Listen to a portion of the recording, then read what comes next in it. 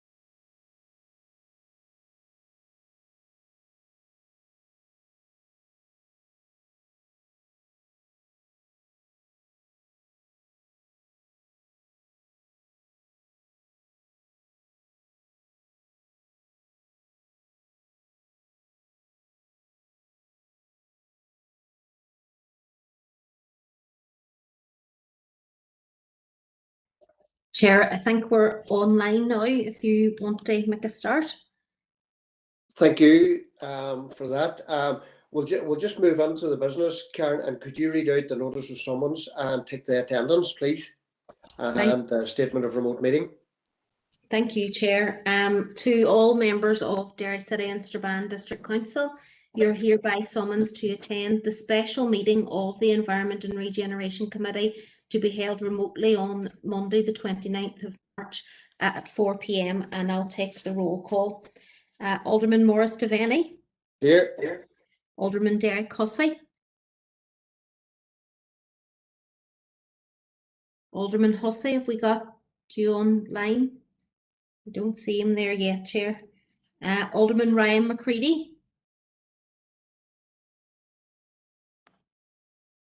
I don't see Alderman McCready yet either.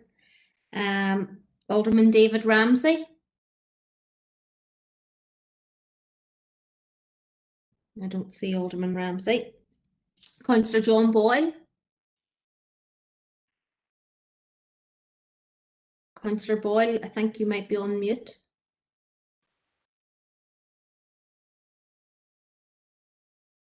Okay, so he's present. He's just put into the chat box. Councillor Tina Burke.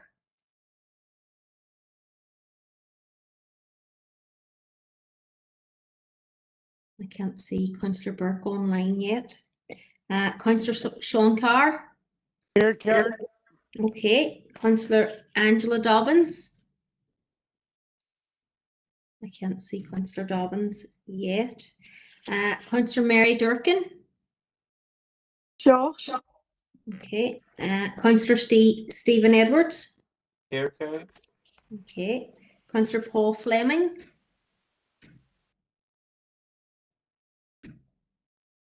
Is Councillor Fleming on? I can't see him yet. And we've apologies from Councillor Dobbins. Councillor Christopher Jackson. And Shaw, Karen. Okay. Councillor Rory McHugh.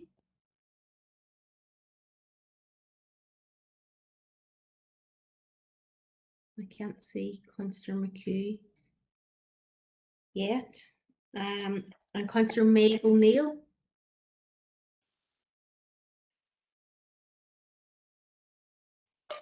Karen, it's Ryan McCready here. That's me online. All right, thank you very much. I haven't got Councillor Maeve O'Neill as of yet. So we'll come back. Alderman Hussey, is he here? Not yet. And we haven't got Alderman David Ramsey yet, or Councillor Tina Burke,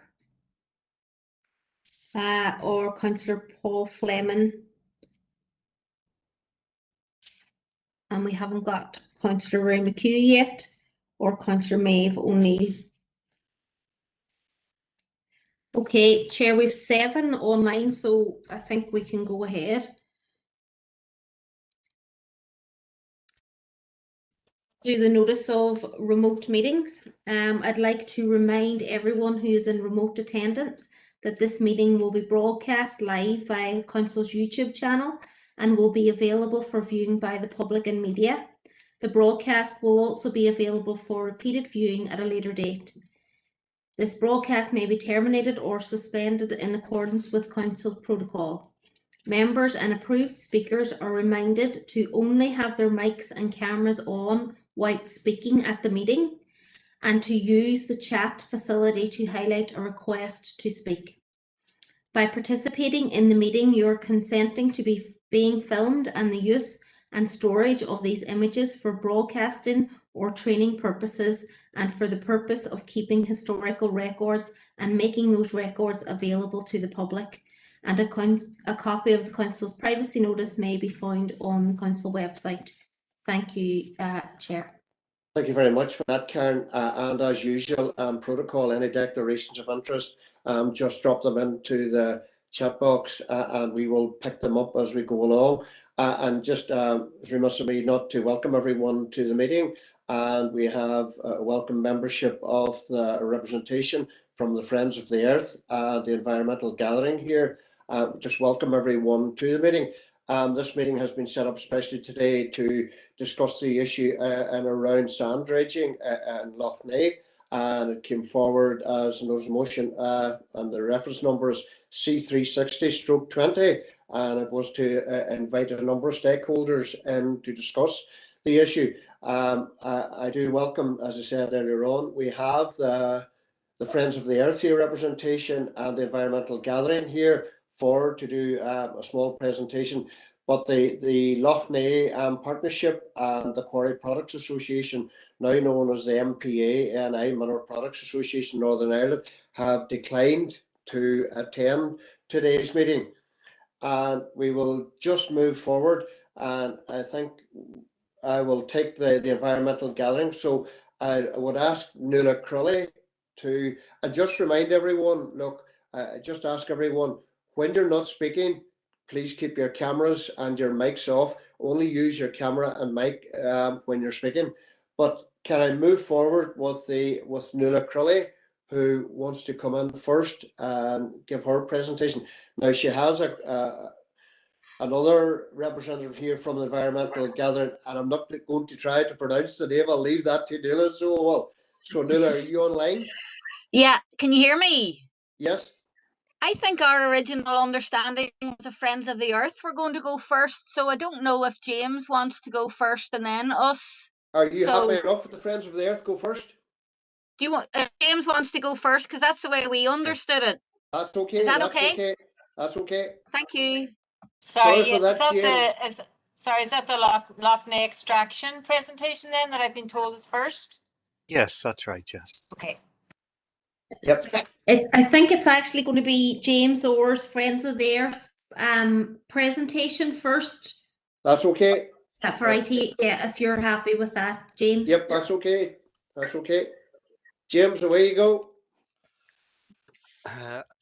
Thank you very much, Chair, for this invite. It's very much appreciated, and speech as well of all the members who turned up today, and also the council officials who have organised this. So thank you very much, and understand someone's in control of the slides. So if we get to the right place, I'll just maybe ask to move the slide on. So today I'm going to talk for a few minutes. I realise we don't have a lot of time on Lough Neagh extraction, and could have the next slide, please. And what I want to cover is the history of extraction on the site, particularly in relation to the regulatory landscape around that. I want to talk a little bit about what happens when you take away the lake bed from a place like Lough Neagh. I'll say a little bit about the current planning situation, and if I may, and with respect, I may have a couple of recommendations for the council to take forward. Next slide, please. So I think what really characterizes this history of Lough Neagh is like superlatives. You know, it seems to be a case of extremities, you know, because this is the biggest unauthorized development in the history of Northern Ireland, probably the biggest quarry, perhaps unauthorized quarry in the history of these islands. That in itself is a story in itself. And it's very hard to fathom just how much material is taken away. And I think we have to bear in mind that this extraction is irremediable, it's irreparable. In other words, you can't put it back, you can't fix it. When you remove permanently a habitat, that's it, gone forever. And 1.5 million tonnes a year on average, I think it's even been higher than that, up to 1.8, maybe 2 million tonnes a year. It's very hard to fathom what that looks like. And I know Lough Neagh is a very, very big place, but this maybe is the equivalent of all the cars and lorries on the road of Northern Ireland. Every year that volume, in fact that weight, is taken away from the lake bed. So it's a phenomenal amount of extraction. And what's remarkable as well is that this extraction has taken place without the benefit, up until a couple of months ago, of any planning permission, no environmental impact assessments, no habitats regulation assessments. And despite this being, a commons, a shared space, a place that can reconcile people, in the heartland of Northern Ireland, it's also what's called an area of special scientific interest. It's a special protection area under the European Union Birds Directive. That legislation still applies because it's transposed into domestic law. Despite Brexit, it's a Ramsar site, which means it's a site of international importance. And most critically as well, for extraction, it's an area of mineral constraint. In other words, it's a place where you can't dig it out. And that's what planning policy has told us for years. So over the last sort of 30, 40 years, when we've had the benefit of modern day environmental legislation, what has characterized this development, and this has been supported in courts, is that it's been characterized by unlawful. I'll come back to that in a few minutes. Go to the next slide, please. And what has happened here is, like, we have to accept that, in the 1970s, when modern day environmental law has taken place, that, the fact that someone could go anywhere, never mind a protected nature reserve, and just dig it out, those days are gone. In fact, it was recognized in 1973, if you were a quarry or a mine and you availed of something called permitted development rights, in other words, rights that existed for minor and inconsequential development, that didn't require planning permission, that those rights were extinguished really in 1973, and you had to apply for planning. This applies to very small scale quarries, large scale quarrying activity, and there's been a legacy of misunderstanding by some councils in Northern Ireland over the significance of this. So today we're seeing a lot of quarries reopening, and I'll come back to that at the end, without any planning consents or up-to-date modern day regulation.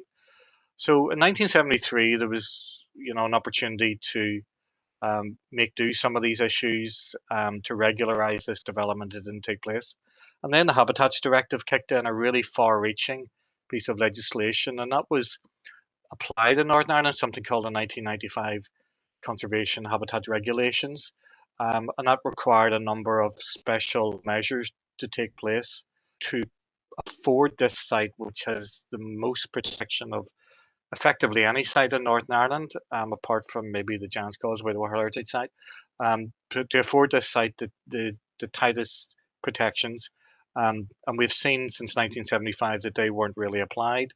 In 1998 coincided with the year when some of the biggest barges were bought, but that also coincided with the designation of the site a special protection area for birds. And we just recognize that Lough Neagh was the main place in these islands up until the 1980s for overwintering birds, Hooper swans, widgeon, teal, but particularly diving ducks like goldeneye, potsherd, tufted duck. It was the most important place of any wetland, of any site in Britain or Ireland for these birds, and populations have crashed. One estimate recently is that we've lost about 100,000 birds in 10 years. We can't attribute it to one particular cause. I'm not saying that it's because of one cause, but it's a place that's in chronic failure. I've described it before. If this was a human being, you would say Lough Neagh has chronic organ failure from a number of different problems. More recently, again, we've had something called the Aggregates Levy Credit Scheme. This is quite similar to what happened to the super Maboy, the unauthorised super dump, because at the same time that there was meant to be regulation, Lough Neagh sand traders, the extractive industries, sand in this case, and Maboy Road as well, was availing of government rebates to the tune of millions of pounds. And this was a scheme that was meant to improve environmental standards. Again, this is another missed opportunity by the departments to regularise or regulate or trying to impose some environmental sanity on Lough Neagh. Also, we took this to court because it was the biggest unauthorised development. We won in the Court of Appeal as well in Northern Ireland, which declared that not only was it unauthorised, everyone accepted that, but that the failure to issue a stop notice, it was something called the precautionary principle that we invoked, also required quite strict enforcement, and that enforcement was lacking. And then a couple of months ago, out of the blue in many respects, planning permission was granted, not retrospectively, but in the future for the next 10 years or so. I'll maybe come back to that at the end. Next slide, please. One thing I should say as well is that way back in 1991, it was recognised by the departments that this activity was unlawful. And even before then, there's some evidence that they knew that.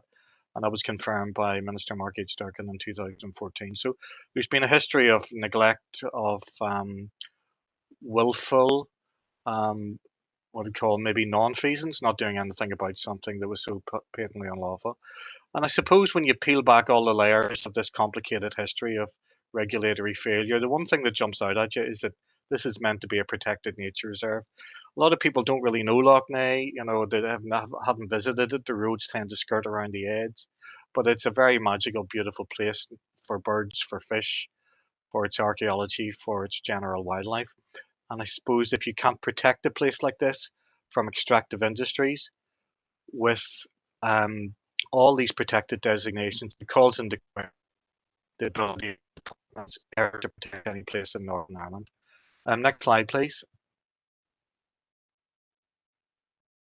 And some of these impacts are very complex. I mentioned at the end that some have unknown impacts, and that's a really important part of the precautionary principle. Because this activity hasn't been assessed over the years, then it becomes very difficult, if not impossible, to regulate it, because what the case law says and what the Habitats Directive and the SPA regulations designate, ASSI as well for this, I say, if you don't know what the impacts are, then it reverses the burden of proof. In other words, the duty is on the developer or on the government to prove that there isn't going to be harm. That's what it means to have a protected site. Now, in this case, we don't know all the impacts because it was never assessed.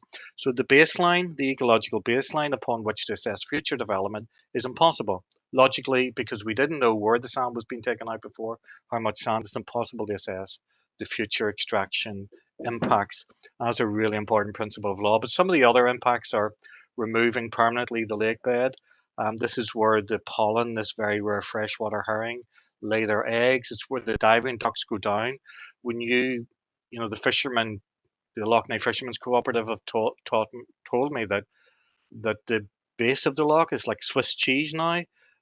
You know, an average depth of say 6 meters or so is now in some places 40 meters deep. There's massive impacts of erosion. The wave action of the loch and the impacts of erosion is directly related to the depth of the water column because of the huge amounts of extraction that changes. At the base of the loch, materials are liberated that aren't sand, aren't inert. And of course, when we refer to sand, this isn't some inert system like a beach or like the Saharan desert. This sand is an ecosystem. It is a loch bed. It's equivalent of the soil where most life takes place. So it's not a sand dune by any means. This is full of life. It's where the invertebrates breed that feed the birds. It's where the fish lay their eggs and things like that. Also massive economic impacts as well in terms of legitimate sand businesses. The shoreline in many areas looks like a ransacked piece of brownfield site rather than an important nature reserve.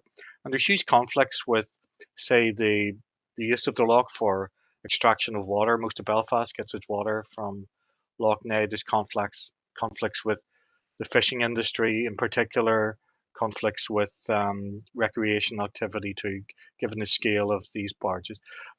Next slide, please. And just a few general points, and I think in the chat box someone mentioned just about who benefits from this and where the sand goes. Well, The loch is owned by the Earl of Shaftesbury, or Lord Shaftesbury. He's based in Dorset, and he has been on public record in a Vanity Fair magazine to say that he is upgrading his Grade A listed building in part from the royalty for every ton of sand he gets from the extraction of Loch Ness. So there's been talk recently about the loch being taken to public ownership, been talk about taking into cooperative ownership, which is quite an interesting idea. But the Earl himself now benefits quite significantly and financially from every ton of sand. Interestingly as well that the planning authority in this case, because of the scale of the development, it's a development of regional significance or national significance here, that it is the planning authority, and we know for years that very significant part of road building and other projects, capital projects, use Loch Ness sand. It's a major source for the department's projects, yet how on earth can a department not declare a conflict of interest of being on the one hand the regulator, but also the procurer of this material as well? There's an inherent conflict there. Also, legitimate sand companies who have planning permission over the years, who have carried out their environmental assessments, they can rightly say, well, how is it that the biggest operator in Northern Ireland can avail of no regulation at all, yet we have to go through all these regulatory hurdles? So it distorts the market in a very substantial way in favour of what you might call rogue operators. Also, the book I mentioned here in the slide, Sand Stories, which has just been published, talks about the finite resource of sand, the impact it's having. This isn't just a story for Northern Ireland. This is a microcosm of what's happening quite across the globe, because you can't use the sand in Saharan deserts for building. It's not coarse enough. The limited amount of sand has been exploited right across, principally used in cement and concrete production. And by the time we need to be thinking of the circular economy, resource efficiency, reusing materials, for example, from demolition waste, we're cashing in this very cheap material, which has been ripped out of our shared space or commons at relatively little cost, but huge profits when it's turned into concrete. So when we're looking at building in the future and low carbon building techniques, and that it's climate friendly, then we really seriously should think about the availability of such a cheap resource, which is locking us into unsustainable practices. Next slide, please. And I'll just move on because I realize I don't have time, but I think one of the points as well here from this slide, if I could have the next slide, is the fact that we don't have a independent environmental protection agency, I think, is a key issue here too. And I know certainly some members, if not all, of Derry Strabane Council have supported that initiative, but it's a real gap in our regulatory framework that we need the independence of environmental protection taken out of politics. One of the other things as well that I probably should have mentioned is that there's a live infraction case. Despite Brexit, this case goes on way before Brexit with the European Commission, who have an ability to intervene in this case as well and declare unlawfulness right up to the European Court of Justice. So there's been a huge amount of intervention, a lot of national press, a lot of controversy, a lot of questions raised about the ownership of the loch in terms of how we manage this very special, magical place, in my opinion, in the future. If I could have a little bit of time just at the end now, just to summarize maybe some potential initiatives that still can take place to regularize this activity. I think the first point I would like to make is that the council may want to consider the commencement of something called ROMPS, the Review of All Mineral Permissions. This has been applied elsewhere in most countries to regulate activity that has not been regulated for many years, particularly in the minerals industry. Many people have supported this. It's actually in law, but the law just hasn't been commenced. And I think it's only fair that this legacy isn't passed on to councils to regulate, which is what happened in the 2015 Planning Act. I think the council may want, and the opportunity is in the review of the Planning Act that's taking place at the minute, to write to the department and say, well, ROMPs should be established, not just in terms of Loch Ness, but certainly for a lot of what are called conflict materials in terms of controversial other developments. and ask that responsibility for the implementation is taken away from councils. I think there's a huge element of unfairness there, and pass back to the Department for Infrastructure. I think that will be a very useful opportunity, and the review of the Planning Act, I think, provides that. The second point, I think, is that in every council area in Northern Ireland, because of the absence of the review of all mineral permissions, there is quite a lot of unreviewed and a number of unauthorised quarries taking place that can be very bad neighbours, can upset water quality, can cause noise and disturbance to neighbours. And it would be really good to get a handle of the extent of that. And I know other organisations that were meant to be represented here today in ART have called for that as well. And I think finally, congratulate the council in terms of their intervention in relation to mineral licensing, in relation to the Department for the Environment. But I think until we have something called a strategic environmental assessment of mineral licensing within Northern Ireland, we believe that that's a lawful requirement. We believe that since 2004, when it was meant to be enacted, there's been a huge lacuna or gap in terms of environmental governance, that until such times it's good to take a precautionary approach. We would recommend a precautionary approach and continue to oppose any new mineral licensing within Derry Strabane Council. So there are just three suggestions. Very happy now to pass on to others as well, and maybe come back for questions at the end. And just by way of summary, I forgot I had this last slide. Just a couple of quotes there, that sand is indeed a finite resource. And these stories and these struggles and controversies are happening all over the world at the minute. Thank you, James, for your presentation. We move on now to Nuala. Are you able to go? Okay, Nuala. Hello, yeah, can you hear me? Yes, go ahead. Great, Sorry, thank this is you. Wendy from IT. Can you just give me a minute just to get the other presentation set up for you?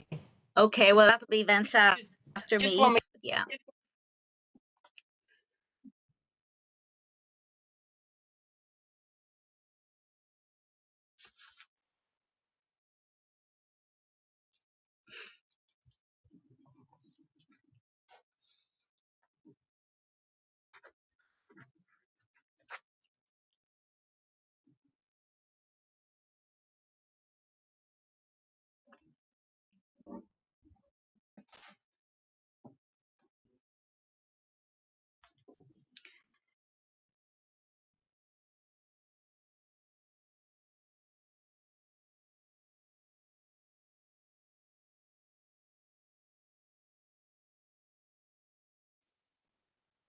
And just to confirm to everyone, we'll take questions at the very end of the presentation, so we will. Okay, so are we good? Are we good to go? I think we are.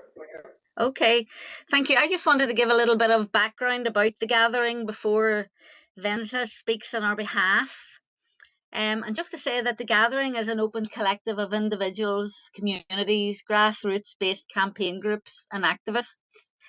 The gathering embodies a dynamic repository of skills, knowledge, expertise, and creativity, which has been gathered from our lived experiences in pursuit of environmental and ecological justice. It's important to note that the majority of people involved with the gathering do so on a voluntary and an unpaid basis. And they do so because of their shared passion and desire to protect the natural environment and all its ecosystems, whether that be the wintering homes of whipper swans in the wetlands of Loch Beg, or the salmon that return to the River Faughan, or the ancient oak trees of Brehen woodlands, or the challenges of dealing safely with the massive illegal dump out the road at Maboy, or whether it be the potential destruction of our areas of special conservation and areas of outstanding natural beauty, which are threatened by the prospect of drilling for gold, other minerals, and unauthorised quarrying. There are local communities all over the north and beyond whose daily lives are impacted by the ongoing development of large-scale industrialised factory farming of pigs and chickens, the associated need to deal with the spread of increased amounts of slurry, which in turn has led to the growing proliferation of anaerobic digesters, And there are other local people campaigning against the development of waste incinerators in their local areas. So the lives of these local people are being made a living hell, and it is important to point out that nobody undertakes this activism just for the crack or to be vexatious or simply to cause trouble. The cost in terms of the mental and physical well-being to many members of the gathering has been immense, and it is part of our role within the gathering to provide solidarity, support, solace, strength to local individuals and communities undertaking actions to protect our environment. We do this by hosting quarterly gatherings and monthly mini gatherings, which allow people a platform to get their voice heard, and also by supporting those who use the few legal channels available to them to pursue environmental justice.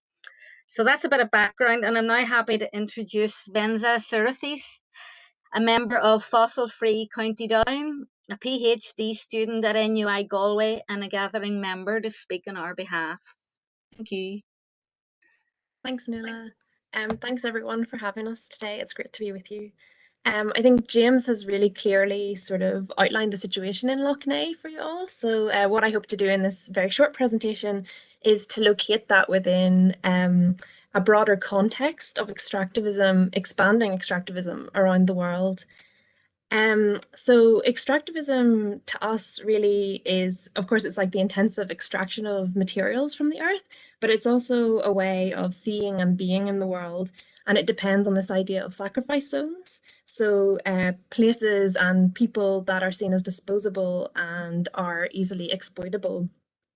And we know that this is sort of rooted in colonial dynamics of taking from the global south to enrich the global north, but we're also seeing it happening, you know, where the rural peripheries of the global north are being exploited too. So within Northern Ireland, Nuala's really clearly laid out the range of extractive threats facing us at the moment. But it's really important to say that, you know, dredging in Lough Neagh is interconnected with all of these forms of extractivism, whether that's the threat of fracking in Fermanagh, oil and gas drilling around a huge area around Lough Neagh, Maboy dump, industrialized farming, and unregulated quarrying, and of course the threat of mining. And so next slide, please.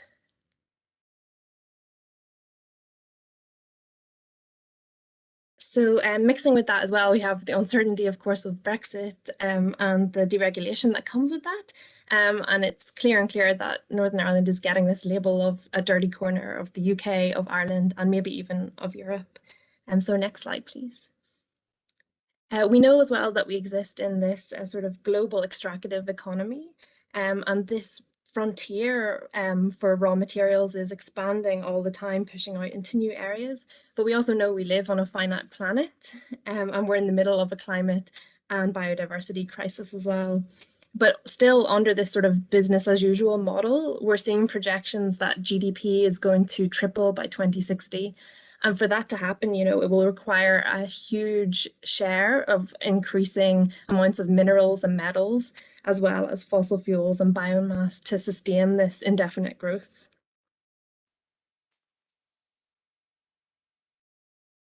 Next slide, please.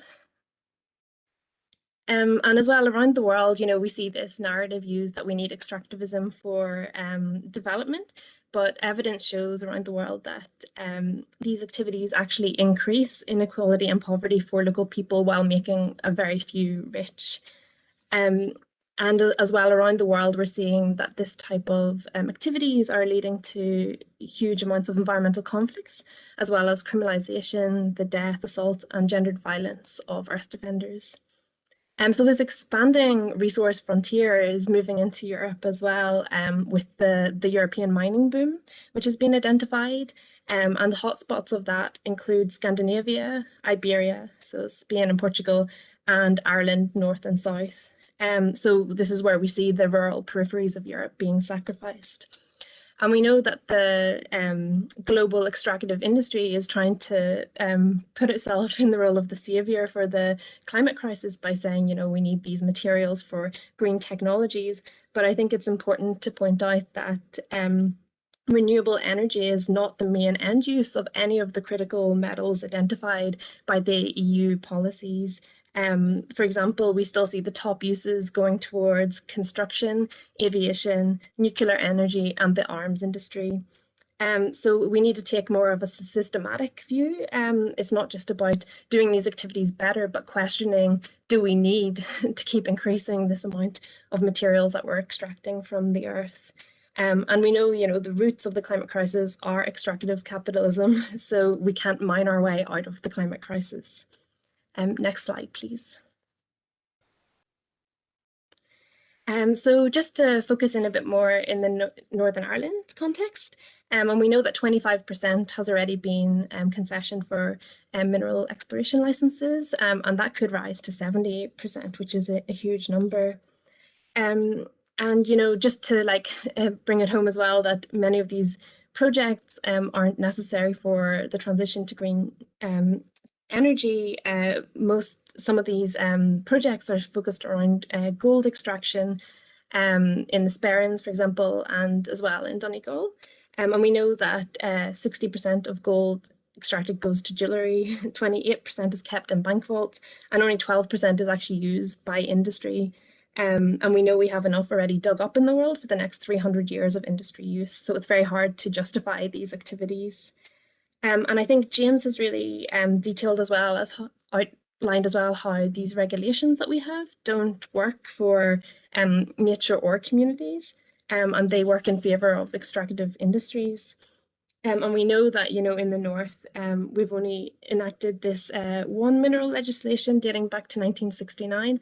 And since then, there's been various pieces of EU and international legislation, such as the Habitats Directive and the Aarhus Convention and the Espoo Convention as well. The next slide, please. And I think this kind of goes to the core of our development model as well. And, there's a question, do the keys to peace open the doors to extractivism? So drawing on this idea, of a double transition where we move to peace, but also to neoliberalism, like many post-conflict societies, and we see the increasing privatization of our public services. I would argue the same thing is happening, with our environment, where we see the increasing enclosure of our commons and the very minerals below our feet. And very much this open for business narrative is being embraced, and this kind of dependence on foreign direct investment, which is proven to actually worsen rather than improve community well-being. And just to show how facilitative the state can be, this is a picture from PDAC, a huge mining corporation in Toronto, where we have this Ireland Open for Business forum, which is attended by politicians north and south. We also see the Republic of Ireland and the North being ranked in the top 10 consistently for their attractiveness of their mining policies. And we see the GSNI and GSI deeply mapping the whole island and sort of mapping it out as an area to extract from rather than places where people live and build their lives. Next slide, please. But in the face of all of this, there's huge grassroots resistance, and there's an ecosystem of activists and earth defenders across the north who are standing up to these injustices. And they're not just local struggles, but they're connecting with other frontline communities around the world, from Standing Rock to Peru, for example. And they're calling out a system that is failing them. And you really can't separate these environmental impacts from social impacts as well, as people lose their special places, but as well as those standing up to mining corporations in the Sperrins, for example, facing criminalisation, death threats, intimidation, as well as division within their communities. And so, in the north, we're really seeing, rural working class communities facing the brunt of these environmental injustices. And yeah, just as well to say that the mining concession licenses are very much concentrated around the border, where there's, legacies of conflict and colonialism very much at play. As well, recently there's been set up an all-island resistance to mining network, where we see frontline communities coming together to organise and draw strength from each other. So they see it very important to organise on this all-island basis as well. And last slide, please.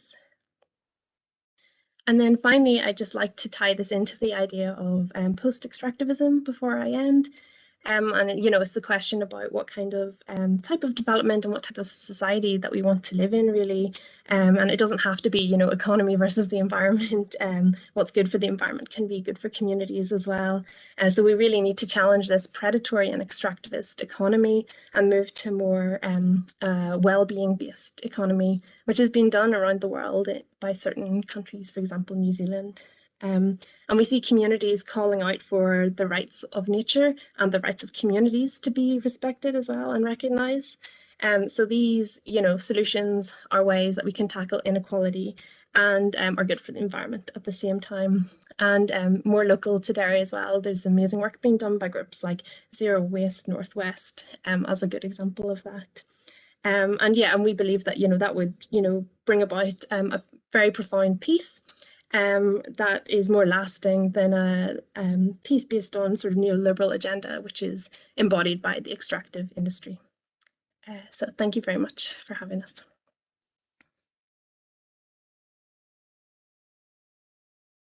Thank you very much, everyone, for that presentation.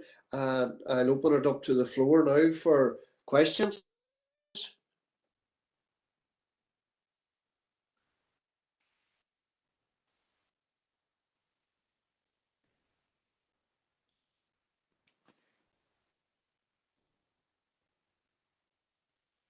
The first indicated speaker is Alderman Ryan McCready. Thank you, Chair. I'd just like to thank the speakers for presenting to our committee here today. Very insightful and worthwhile challenges, whether that's legally, policy, regulatory across Northern Ireland and indeed the Republic of Ireland. So very welcome. I'm sure we'll continue this debate as we do. A very big theme throughout environment and regeneration in our normal committee settings. So thank you very much for your input today.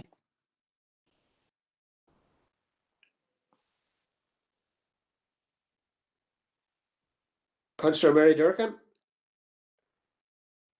Chair, can you hear me? Yes, go ahead, Mary, go ahead. Just want to thank the speakers, James and Nuala and Vincenza. I think the presentations were excellent. James, I've spoken to James before at length about this, and I have picked his brains before, so just want to thank for the presentation and for the recommendations. Also think it's worth thanking James and the other activists and the environmental gathering and other groups for the work they've done on the recent climate bill that we're seeing before the Assembly, which is an example of the activists and academics taking the lead. So thank you. And then for the gathering, their work is really good. I mean, I'm lucky enough to attend the quarterly gatherings and the monthly mini gatherings, and every session is as educational as it is inspirational. So thank you. Thank you, Councillor Durkin, for that. Is there any other indicated speakers?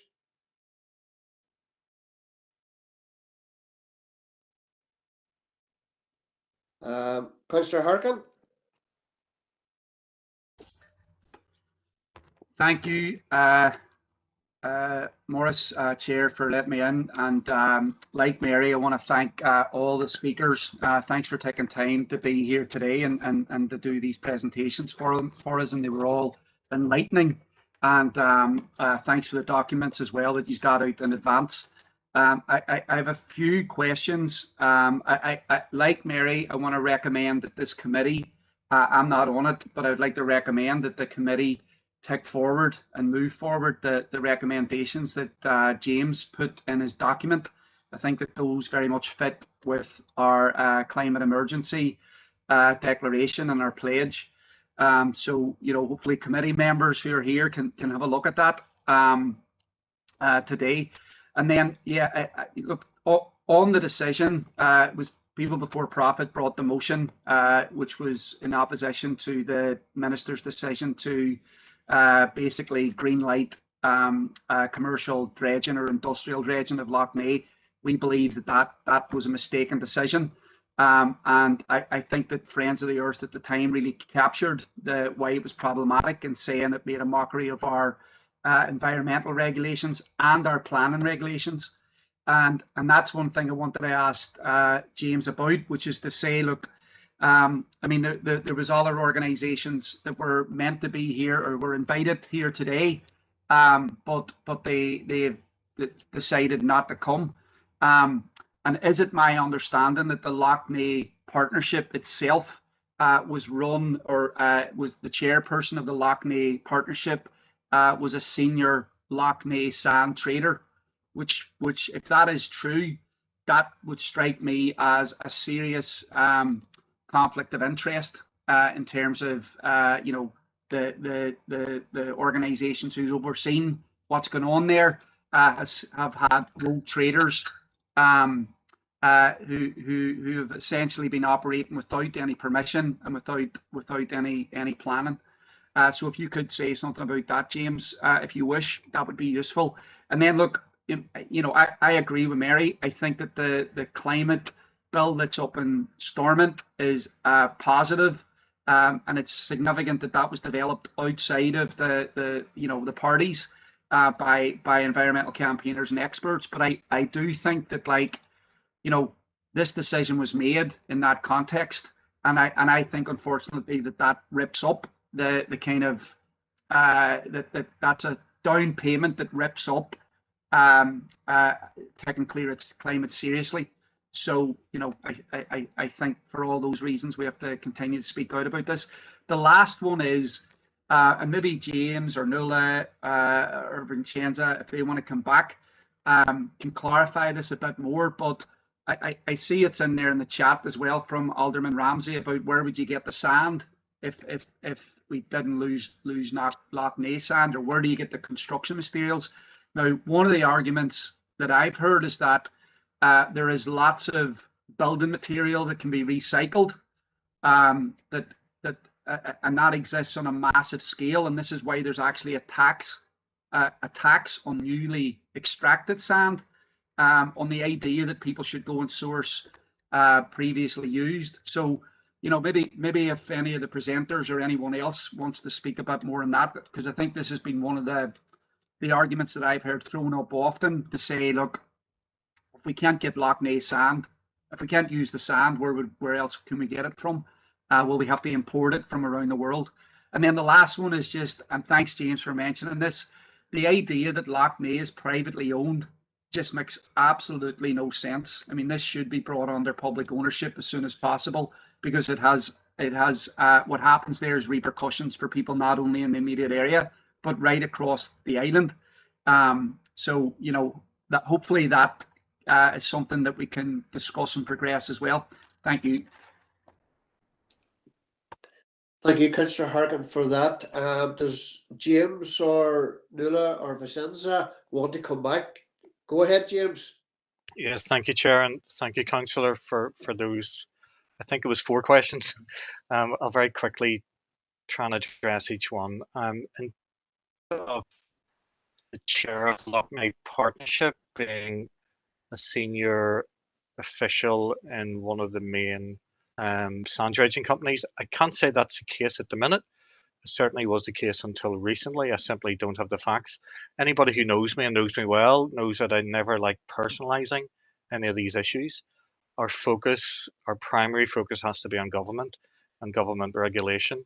But you know, certainly as a matter of fact, I think that might be the case.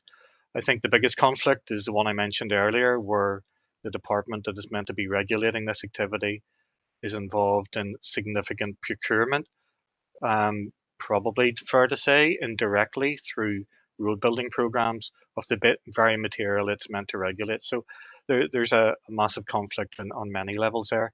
In terms of the climate issues, yeah, Councillor, absolutely right. You know, we need to think of better ways in which we can build and construct and, you know, organize our lifestyles in a much more sustainable manner. The availability of this resource, the prices are being driven down by a lack of regulation. Other companies can extract sands from land-based activities with consents and with environmental assessments. The plundering and the ransacking of this nature reserve is only happening because it's cheap and it's easy to do. The fact that most of the companies now are concentrated in the northwest is not a implication, I think, of good regulation. It's the fact that most of the other sand has been taken out of the loch. You talk to local people, the sandbanks where they used to teach your children how to swim have gone. You talk to the fishing families who have been there for hundreds of years. In fact, many people regard it as an indigenous activity going on for thousands of years. That activity, that economic activity and cultural activity is directly subsidized. In terms of climate, I think the biggest connection is the availability of cheap material, and sand and concrete produces a significant amount of carbon emissions every year across the entire world. So there is a direct connection there with the Climate Act. And we can look at other ways, the reuse of materials. Derry City Strabane Council, I want to congratulate them because they're, I believe, the first or one of the first councils, certainly in this island, certainly the first in Northern Ireland, to develop, a zero waste strategy and to work with communities to affect that. So how we make materials, how we use materials, how we treat our natural environments is absolutely crucial how we go forward. In terms of ownership, I have to agree. There's something antediluvian and bizarre about the fact that one individual can privately own our biggest commons. If you look at BBC reports on who owns Northern Ireland, Shaftesbury very rarely comes up. In my opinion, I think the biggest landowner, according to news reports, is Department of Agriculture, and that's mainly to do with forestry plantations. But the real biggest landowner is actually the Earl of Shaftesbury, given the vastness of Lough Neagh. I certainly think the future is a toss-up between cooperative ownership, where all the land use agencies, the local communities, and the interests can cooperatively own and manage that commons for everybody's benefit for future generations. I'm not sure about public ownership, but certainly I think any option would be better than private ownership. Thank you so much for those really incisive and useful questions. Thank you, James. And our next indicated speaker is Alderman Ramsey. Thank you, Chair, and thank you everyone for coming here today. And because I don't think there's any of us here experts on sand dredging of any type. I never knew about the Lough Neagh until recently, and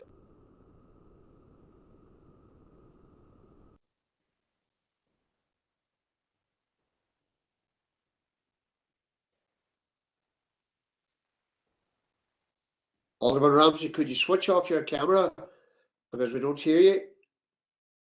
I do. I know. Yep, go ahead, David. Hear me now? Okay. Yeah, sorry Yeah. about that. The Lough Neagh sand dredging, I never knew it to be an issue to start with, but I would be on the building industry, and I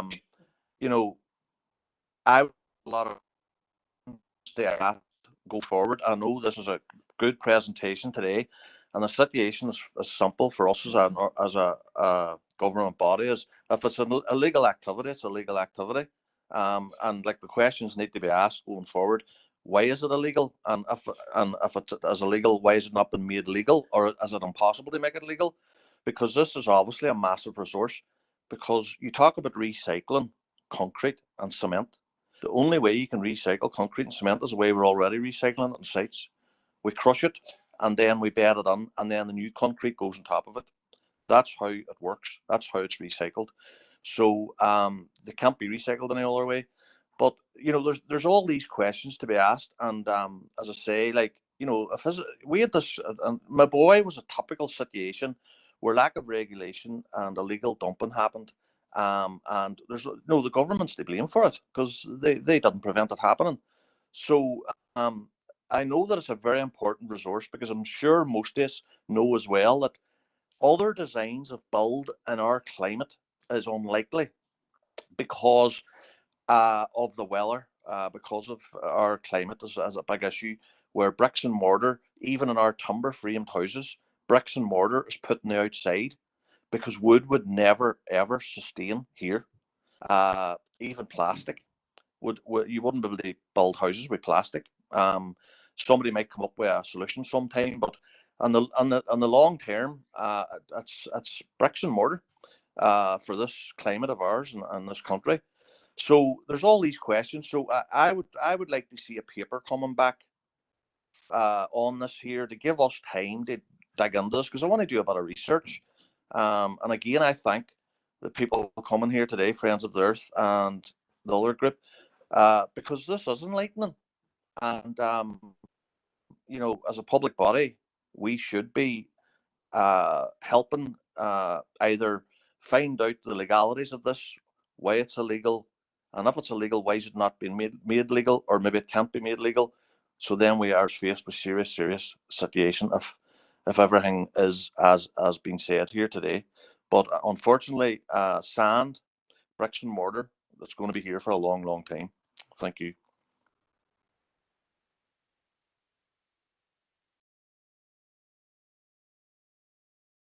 Chair, you're on mute. Next speaker is Councillor Jackson. Sorry. Okay, thanks, Chair, and I'll save you all, and I'll keep my camera off as well.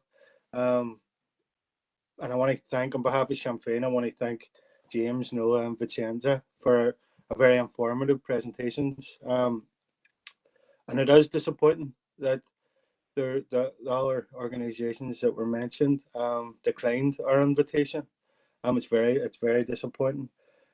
Chair, I don't know at this stage, is it necessary for myself to declare an interest, because I do sit on as a commissioner in Foyle Port, and Foyle Port have a statutory responsibility to dredge Lough Foyle, and as a part of that, you know, there is sand that's extracted from our Lough Foyle.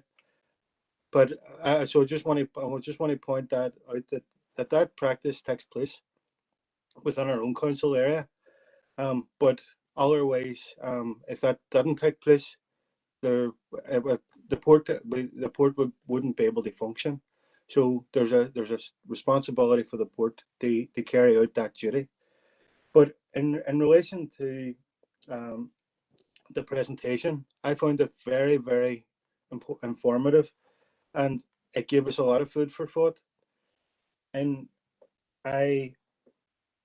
but I would like to point out, because we're within our own council area, we're not immune from unauthorized extraction, and there is times where our council, particularly within our planning department, take enforcement action against unauthorized extraction. And I'd like to commend all those council officers who go way out of the way to try and hold those people to account. And unfortunately, we don't always get the results that we would like. But I would commend council for our proactive steps in trying to deter those that are involved in the practice of unauthorized extraction within our council area. But again, the fact that practice continues, and as Alderman Ramsey had highlighted, whilst there's in order to remove this practice completely, it would require a complete and utter change of mindset of those that are involved in the construction industry, and we would certainly welcome it. But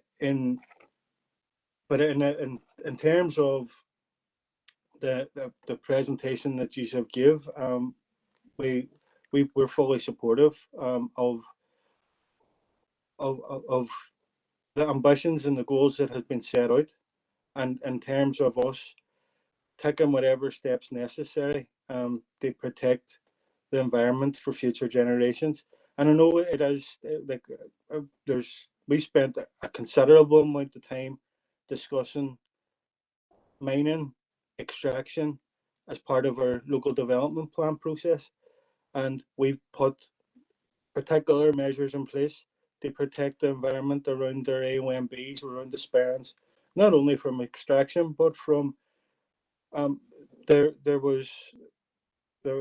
have been very serious concerns around large industrial wind turbines that have been put in place, that have been a blight in the landscape, that had impacted active peatlands, and there's been quite a lot of protections that we've taken on responsibility ourselves and ensured that we've reflected those concerns within our development plan to try and restrict types of development that would be harmful to our environment. But as we move forward, I think that presentations such as this and information from yourselves will be invaluable for us to ensure that we stay on top and ensure that the adequate protections are in place right across our council area. So I want to thank every one of you for the presentation. Thanks, Chair. Thank you, Councillor Jackson, for that, and I do agree with you to change standards moving forward. It would take a mindset change in regard to the need for sand and cement. The only thing I would say, Councillor Jackson, and I would advise, look, as chair of the committee, anyone who thinks they have to declare an interest, better to be safe than sorry, just put the declaration in, and that will cover you, so it will. At least you're covered that. Our next speaker is Councillor Edwards. Thanks for letting me in, and I want to thank the participants for their presentations today. They're very good, and just following on from what Councillor Jackson mentioned there, and I raised concern a number of years ago about unauthorised dredging on the River Foyle down near Strabane, and the sort of I think there was jurisdictional issues around between the Republic of Ireland and the North that sort of let a certain company get away with it. And in fairness, our own minister and NIEA, they were trying their best, but there was a jurisdictional issue there, and I felt that in the northern side that they probably relied on litigation in the south a bit too much, and they could have done a bit more. So I'd just like to ask the participants, James, there, whether they're aware of that and have they done any campaigning around that issue. It's just there near Balmagorry and near Strabane there. Thank you, Chair. Thank you. James, do you want to come in on that just? Thanks, Councillor. We think we're alert to this as a result of a television programme on RTE. If that's the same site, it may not be the same site. And I believe it has stopped. Now, forgive me if I'm wrong, but be very keen to look into that issue as well. I think there's a general point about dredging as well and sand extraction from Lough Neagh. Throughout this entire process, we never said that all sand extraction has to stop, or indeed all dredging has to stop. That's far too superficial, like an attitude. I think the point is when it's so patently unlawful in a protected nature reserve, then these places need a breathing space at the very least to give us the time to establish what we call ecological baselines upon which to build a strategy in the future. The fact that this is happening on an ad hoc basis without any regulation, that is the problem, yeah. So sorry for just making that a general point, just sort of come back to the previous councillors, but be very interested in finding more details about that particular dredging activity. Yeah. Thank you. Just checking here. Maeve, is that Maeve O'Neill, is it? Yes, sir. Go ahead, Councillor O'Neill. Thank you to James and Nuala and Vincenza for the excellent presentations. I'd like totally. I'm a new member to the Environmental and Regeneration Committee, and I really look forward to learning from your presentations and how we move forward with the policies within the committee. I would like to fully endorse and propose that we adapt James's proposals from his presentation. And I think right now is a really key moment in the climate change movement. Yeah, I feel we're at like a critical point where we can make substantial change. And I think like communities' voices are really starting to build and be heard in the fight for the planet in a way. And I know that Friends of the Earth have done some really good work in bringing voice to the rights of nature and the rights of communities.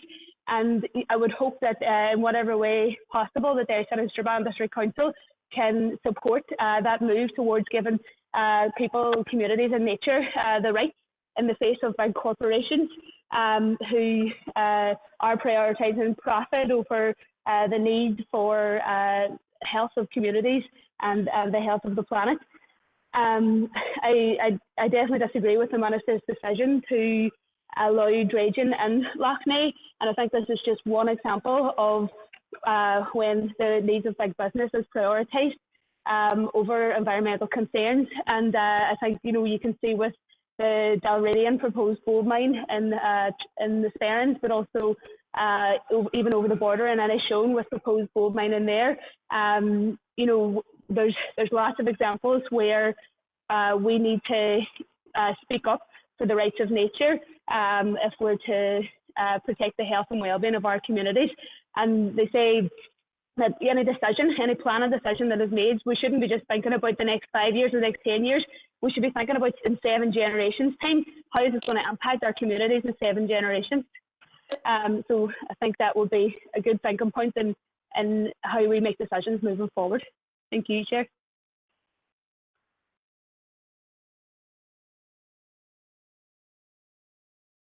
Chair, you're on mute. Right, Karen, keep me right. Good woman. No, I'm just listening contently here to all the concerns from all the members that have spoke here. And our last speaker here has made a proposal in regard to accept the recommendation by what has been made by the group here. The only thing that I'm worried about in regarding to that as chair of the committee, I would like a full discussion and around that, and I do agree with look, some of the previous speakers recommended there that we bring back a paper, because these are very, very huge recommendations, and I would like a broader discussion on the recommendations and how they could be carried out and the implications of those recommendations. And look, I'm minded to bring back a paper on this as soon as possible to the committee and discuss broadly all the recommendations that have been made here, because they're fairly heavy recommendations, so they are. Would there be any objection from the committee on that? That if we asked officers to bring back a report on a paper back on the recommendations, and let's have the discussion on around each and every one of them, because there are a number of recommendations coming on there. Chair, Councillor Durkin has seconded the. Has she? Yeah, I just see that in the chat box. Did you need me to consider a vote, or what do you want me to do, Chair? I want to take members, feeling from members first. I want to take a feeling from members first, and feel free to come in. I think there's some huge recommendations there that need broad discussion on around them, and I do believe it would help me as chair of the committee to bring it to the committee again and discuss all the recommendations here individually and bring back a paper. Councillor Boyle. Chair, I'm having bother with this mic muting and unmuting, but it seems to be fixing itself here. Chair, I don't see that there's anything particularly onerous in the 3 asks that have been put forward to us by Friends of the Earth, and I appreciate them bringing them forward. As I said, I think it's something that we as a council should be looking at. You know, we should be investigating unauthorised and unreviewed quarrying and mining in our own area. That's within our remit and well within our grasp. I mean, again, writing to DFA in relation to ROPS, I mean, that's a reasonable enough ask as well. And, you know, the other things I think we'll work through them anyway, you know. So, I mean, I'm of a view, I prefer we didn't go to a vote, Chair, but, you know, I'd be very supportive of progressing as proposed and seconded by Councillor Neal and Councillor Durkin. Thank you, Councillor Boyle. And could I just go back, if that is the feeling of the committee, could I just ask Maeve to put the proposal into the chat box that we have it clarified? No problem, Chair. I'll just say that now. Thank you.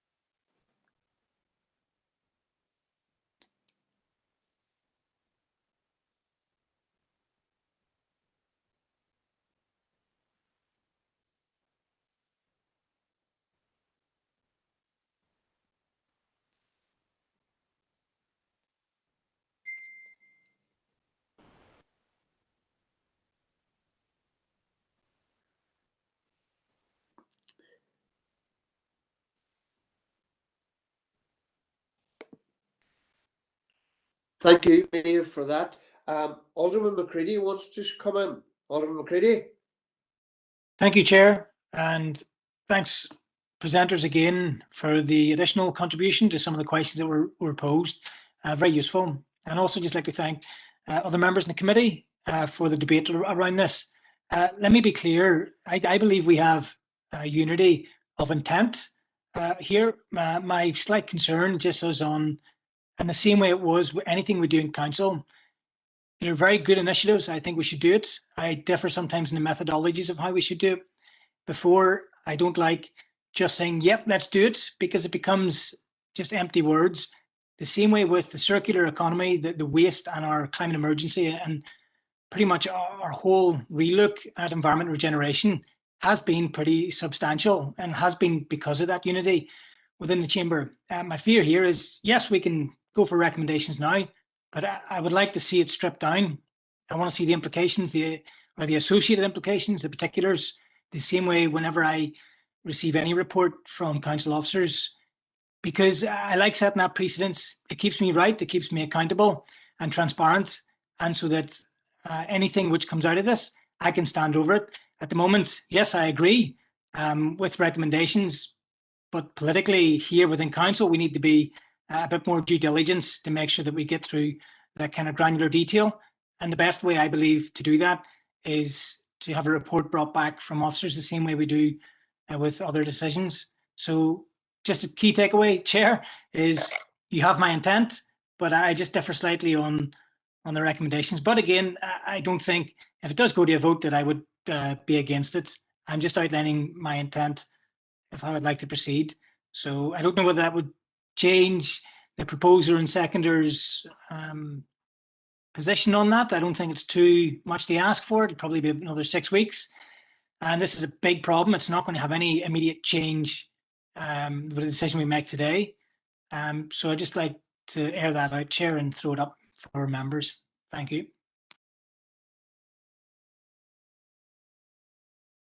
Thank you, Alderman McCready, for that there. And that's what I was thinking. That's why my sentiments was to bring back a paper. But it has been proposed here by Maeve, Councillor O'Neill, and seconded by Councillor Durkin. I think we have to go to a vote on it. We have to go to a vote on it. Unless, is there anyone? Alderman, unless someone wants to speak against it.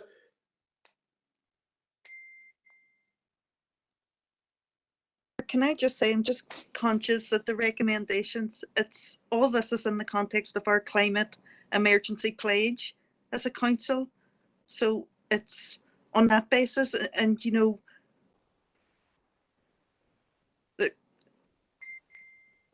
I don't see any reason to defer it at this stage.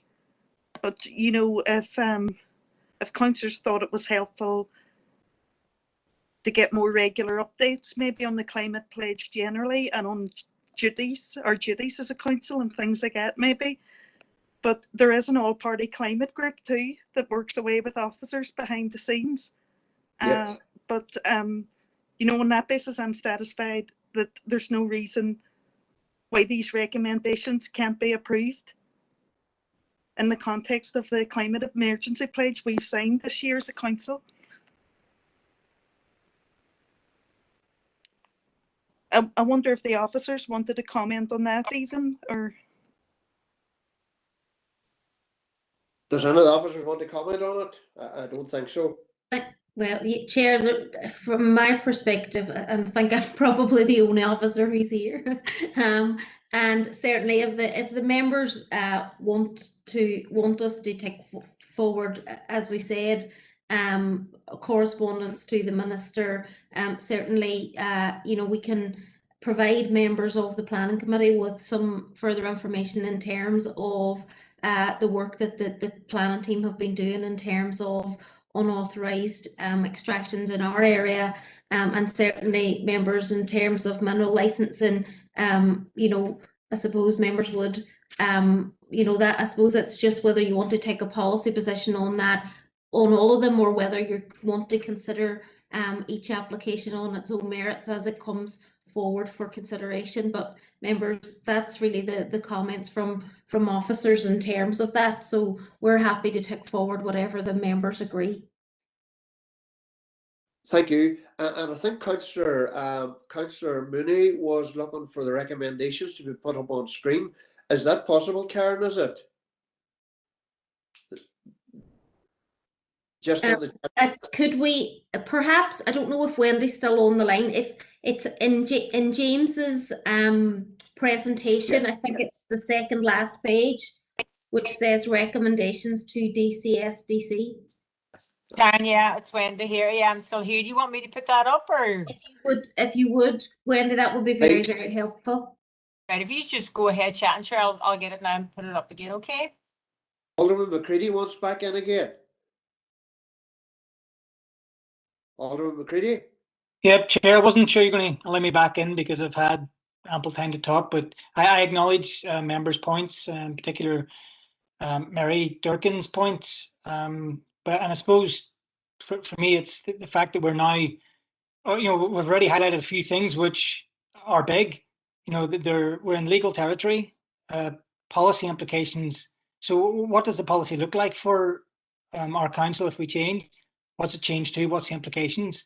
And the regulatory issues. I think this is, this is a huge thing which we want to get right. I don't want to mess this up in 4 or 5 weeks' time because we haven't looked through the particulars. So yeah, it's just, it is what it is. Members will agree and will move forward, but there's areas of concern. So my point stands. I just don't know if the members will reflect that if we're trying to move this forward in unity, as we have done in the majority of other things within this committee. Thanks, Chair. Councillor Durkin, do you want back in again?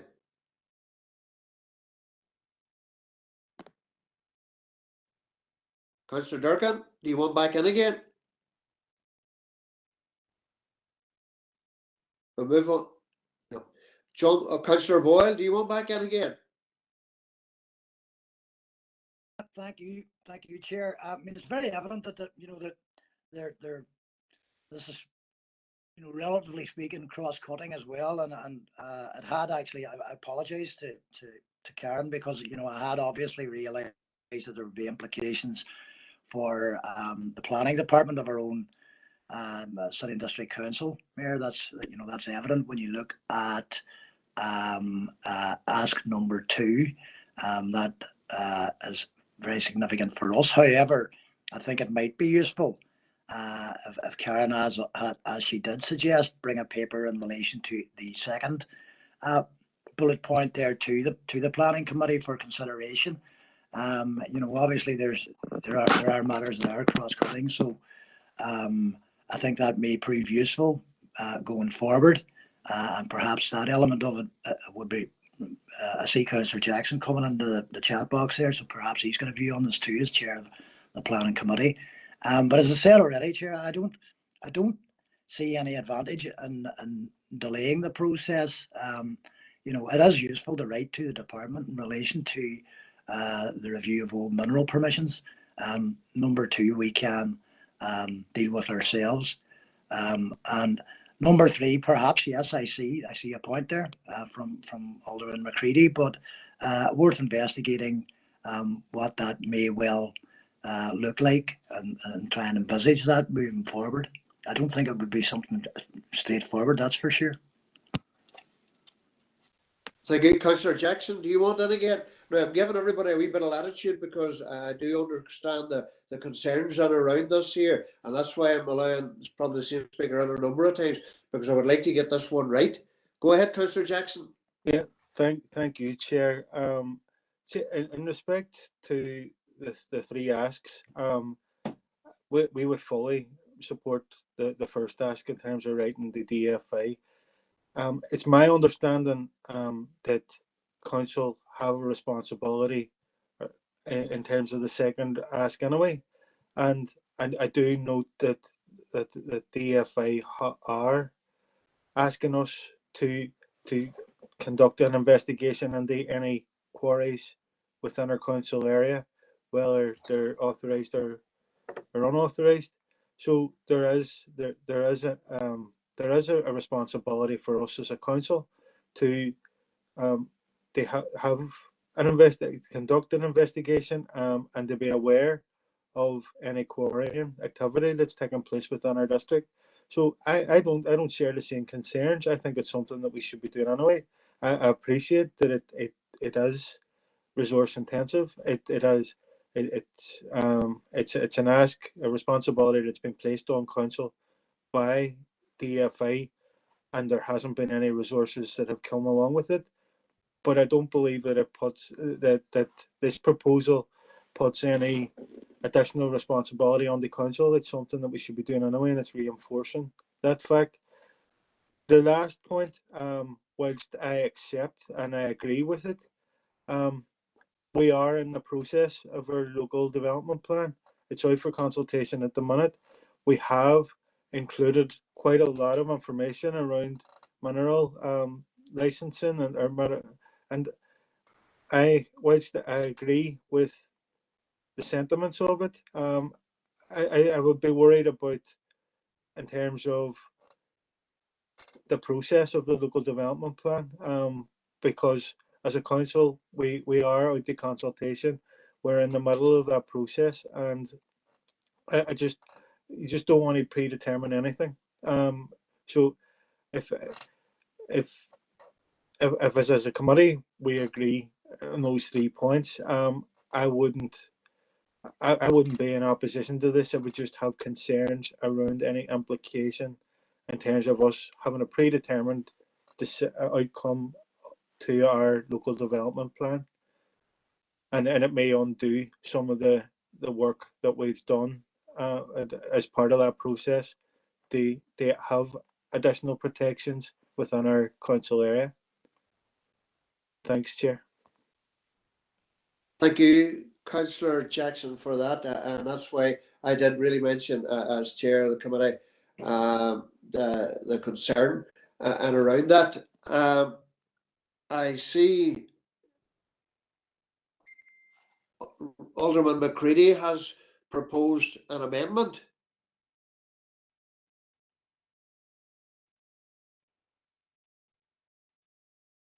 Do you have a seconder for that amendment, Alderman McCready? I'm not sure. I'll put it to the floor. I'll second that, no problem. Alderman Ramsey. Do you want to speak on it, Alderman McCready? Alderman McCready, seeing you put the amendment in. Sure, I'm just going to read it because I think Member Jackson there really did strip out the points. So 1 and 2 should go through if members choose. So I tried to highlight it in red, Chair, but when I put it in the chat box, it changed back. So I propose that we endorse the recommendations number 1 and number 2 made by James Orr in this presentation, and we defer the third until further investigation, and that a paper be brought back to ENR, and then that would remove that last concern, and we can at least send the letter off and get on with the second one. So I think that's a good safe ground. I'd be really kind of keen for members to see if they see the logic in that. I don't think it would hold back very much. So yeah, I'm not going to speak too much more on that. I think it's there. I think it's worthwhile. And over to you, Chair and members. Thank you, Alderman McCready, on that. Does anyone want to speak on the amendment? Yeah, because Chair, I don't think we'd originally finished the first proposal first, Chair. Yeah. So it's just whether or not the proposer, Councillor O'Neill, would be happy to accept an amendment. Yeah.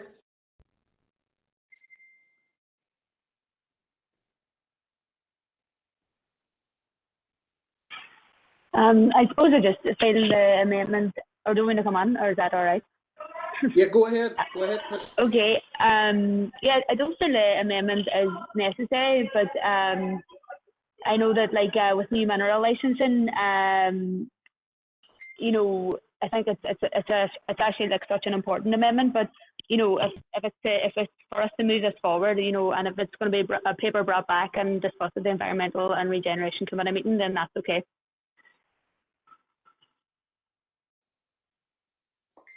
So just for clarification, Karen, now that she has accepted the amendment, can we move on that?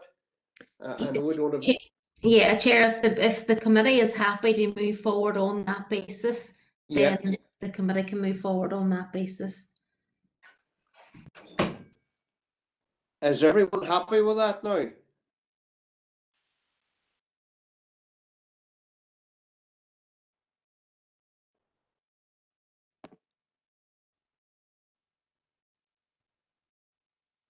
Chair, John here, Chair, just to verbalise what I put into the chat box, I'm certainly content, and I think somebody else. I've seen that, John. Yeah. I take it that's unanimous. I don't see anyone against that. So we take that as the recommendation now, Karen. I think that's all the business now. So can I just thank members for taking part in the discussion today? And yes, these type of issues are always contentious and raise issues. And I would just like to say thank you to James Orr, the environmental gathering, for attending today and giving us their presentation and giving us an update on the situation and around a number of issues. But as from myself as chair, thank you all very much for the presentation, and look forward to the committee dealing with the issues as they come through. So I think here we'll just end the meeting and thank everyone for attending. Thank you. Thank you, Chair.